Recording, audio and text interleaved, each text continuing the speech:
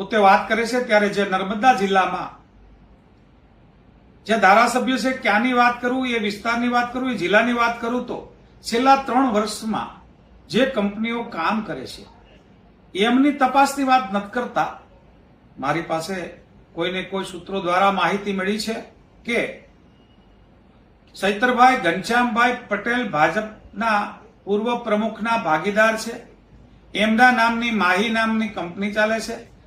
એ ભાગીદારી સાથે સાથે ત્યાંના લોકલ ધારાસભ્ય પણ ની પાસે પણ કોઈ એક દાહોદની કંપની છે. એમની તપાસ કરવાની વાત કરવી જોઈએ, કારણ કે એ કંપનીઓએ જ્યાં કામ કર્યા છે ત્યાં અને એ જિલ્લામાં 3 વર્ષથી કામ થયા ત્યાં ખૂબ ભ્રષ્ટાચાર થયો એવું હું નથી કહેતો, પણ આ પ્રેસના મીડિયા કહે છે કે એક પછી એક ખૂબ મોટું 38 કરોડનું કૌભાંડ આવ્યું એવું લખાઈને આવે મીડિયામાં.